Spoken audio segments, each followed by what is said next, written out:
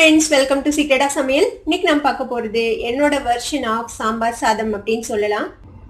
இந்த சாம்பார் சாதம் வந்துட்டு கிட்டத்தட்ட நீங்க ஹோட்டல்ல வாங்குற சாம்பார் சாதம் மாதிரியே ரொம்ப டேஸ்டியா இருக்கும். ரொம்ப சிம்பிள், ரொம்ப சீக்கிரமே செஞ்சிடலாம். நீங்க ஜஸ்ட் அரிசியும் பருப்பையும் நீங்க ஒரு அரை மணி நேரம் ஊற வச்சிட்டீங்கன்னா போதும், இது சீக்கிரமே ரெடி ஆயிடும். கிட்டத்தட்ட ஒரு 1 pot மீல் மாதிரி இந்த சாம்பார் சாதம். இந்த டேஸ்டியான சாம்பார் சாதம் எப்படி செய்யறது அப்படின்னு பார்க்கறதுக்கு முன்னாடி நீங்க என்னோட சேனலுக்கு இப்பதான் முதல் முறையா வரீங்கன்னா இந்த வீடியோ கீழே சப்ஸ்கிரைப் பண்ண மறக்காம பிரஸ் பண்ணுங்க. பக்கத்துல இருக்கிற நோட்டிபிகேஷன் பெல்லையும் மறக்காம கிளிக் பண்ணிடுங்க. அப்பதான் என்னோட ஃபியூச்சர் நோட்டிபிகேஷன்ஸ் உங்களுக்கு உடனே வந்து சேரும். சரி வாங்க, இப்போ இந்த டேஸ்டியான சாம்பார் சாதம் எப்படி செய்யலாம்னு பார்க்கலாம். சாம்பார் சாதத்துக்கு வந்துட்டு நான் வந்து ஒரு 3/4 கப் நம்மளோட புழுங்கல் அரிசி, நம்ம நார்மலா சமைக்கிறதுக்கு யூஸ் பண்ற அரிசியும் 1/4 டம்ளர் வந்துட்டு துவரம் பருப்பும் எடுத்திருக்கிறேன்.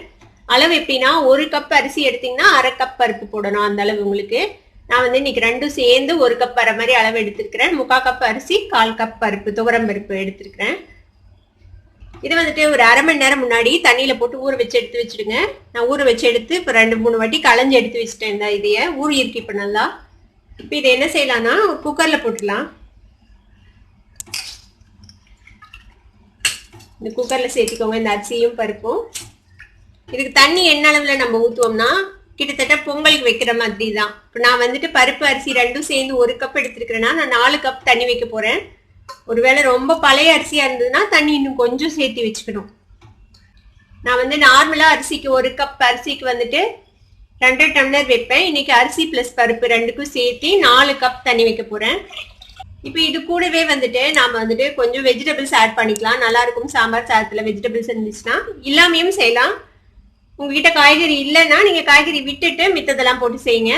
இப்போ இதுக்குள்ள ஒரு பெரிய தக்காளி ஒன்று எடுத்திருக்கிறேன். இந்த தக்காளி போட்டுக்கலாம். இதுல இது வந்து கேரட்டு, உருளைக்கிழங்கு, ஒரு சின்ன சைஸ் கேரட் ஒன்று, உருளைக்கிழங்கு கொஞ்சம் பெரிய பீஸா வெட்டிக்கோங்க. ஏன்னா நம்ம அரிசி வேகிறதுக்குள்ள ரொம்ப குழஞ்சு போயிடும் இல்லைன்னா, அதனால நான் கொஞ்சம் பெரிய பீஸா வெட்டியிருக்கேன். இது கூடவே கத்திரிக்காய், இந்த மாதிரி கத்திரிக்காய் நீள பீசஸா வெட்டியிருக்கேன். சின்னதா 2 கத்திரிக்காய் எடுத்திருக்கிறேன் நான். இதுல ஒரு 1/2 டீஸ்பூன் மஞ்சள் பொடி போட்டுக்கலாம். சாம்பார் பொடி வந்துட்டு ஒரு 4 டீஸ்பூன் அளவுக்கு சேர்த்திக்கலாம். ஆக்சுவலா பிசிபேலா பாத் அப்படின்னு சொல்றது வந்து கர்நாடகால ரொம்ப ஃபேமஸான ஒரு ரெசிபி. அதுக்கு வந்துட்டு அவங்க ஸ்பெஷலா ஒரு சாம்பார் பவுடர் அரைப்பாங்க. நாம வந்து இப்ப அது செய்யல. நாம இது ஒரு ஹோம்மேட் சாம்பார் சாதம் அப்படின்னு வச்சுக்கலாம். அதான் செய்ய போறோம். நம்ம ஒரு 4 டீஸ்பூன் அளவுக்கு சாம்பார் பொடி சேர்த்திக்கிறதுல கூடவே கொஞ்சமா சில்லி பவுடர் சேர்த்திக்கோங்க. இப்போ இந்த சாதத்துக்கு தேவையான அளவுக்கு உப்பு சேர்த்திக்கலாம். நான் வந்துட்டு கல் உப்பு போடுறேன். இப்போ இது எல்லாத்தையும் ஒரு மிக்ஸ் பண்ணி விட்டுருங்க. நல்லா மிக்ஸ் பண்ணி இதை அடுப்புல வச்சு நம்ம வந்துட்டு ஒரு 5 விசிலுக்கு வைக்கலாம். 5 விசில் வேக வச்சிங்கன்னா இது வந்து நல்லா குழைவா வெந்துடும். பொங்கலுக்கு வேக வைக்கிற மாதிரியே தான். பொங்கல் எப்படி குழைவா வேக வைக்கிறோமோ அதே மாதிரி தான் இதையும் வேக வைக்க போறோம். நல்லா மிக்ஸ் பண்ணிட்டு இந்த தண்ணியில உப்பு சரியா இருக்கான்னு செக் பண்ணிக்கோங்க. தேவைப்பட்டா போட்டுக்கோங்க. அப்புறமேட்டு தேவைப்பட்டாலும் நம்ம போட்டுக்கலாம், ஒன்றும் பிரச்சனை இல்லை. இதை குக்கரை க்ளோஸ் பண்ணி நான் வந்துட்டு ஒரு 5 விசில் விட போறேன். இப்போ நம்மளோட அரிசியும் பருப்பும் ஒரு சைடு வெந்துட்டு இருக்குது. அதுக்கு இடையில நான் வந்துட்டு ஒரு கடாயில வந்துட்டு கொஞ்சமா எண்ணெயும் நெய்யும் விட்டுருக்கேன். ஒரு 3 டீஸ்பூன் எண்ணெயும் 2 டீஸ்பூன் நெய் விட்டுருக்கேன். இதுல நம்ம கொஞ்சமா முந்திரி பருப்பு எடுத்து வச்சிருக்கேன். இந்த முந்திரி பருப்பை வந்துட்டு ஃப்ரை பண்ணி எடுத்துக்கலாம். இது வந்து ஆப்ஷனல் தான், உங்களுக்கு தேவைப்பட்டா போடுங்க, இல்லைன்னா அவாய்ட் பண்ணிக்கலாம். முந்திரி பருப்பு கோல்டன் கலர் ஆனதும் இதை எடுத்துருங்க. நம்ம கடைசியா போட்டுக்கலாம். அப்பதான் இந்த கிறிஸ்மஸ் அப்படியே இருக்கும், இல்லைன்னா நமுத்து போன மாதிரி ஆயிடும். அங்க வறுபட்டுருச்சு நம்மளோட முந்திரி பருப்பு. இதை நம்ம எடுத்து வச்சுக்கலாம் தனியா. இப்போ இதே எண்ணெயில நான் கொஞ்சமா கடுகும் சீரகமும் எடுத்து வச்சிருக்கேன். அதை சேர்த்திக்கலாம். ஒரு 1/4 டீஸ்பூன் சீரகம், 1/4 டீஸ்பூன் கடுகு ரெண்டும் சேர்த்திக்கோங்க. சின்ன வெங்காயம் கொஞ்சம் நறுக்கி வச்சிருக்கேன். சின்ன வெங்காயம் சேர்த்திக்கலாம். இல்லை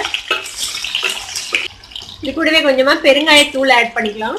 ஏன்னா பருப்பு வந்துட்டு உங்களுக்கு வாய்வு. பெருங்காயத்தூள் சேர்த்தணும் எப்போதும் சாம்பாருக்கோ சாம்பார் சாதத்துக்கோ. வெங்காயம் கொஞ்சம் நல்லா வதங்கணும், அது வரைக்கும் வதக்கிக்கலாம். வெங்காயம் ஓரளவுக்கு வதங்கிடுச்சு. இதுல வந்துட்டு நான் பெரிய நெல்லிக்காய் அளவுக்கு புளி வந்துட்டு கரைச்சி வச்சிருக்கேன். இப்போ இந்த புளி தண்ணியை வந்துட்டு இதுல விட்டுடலாம்.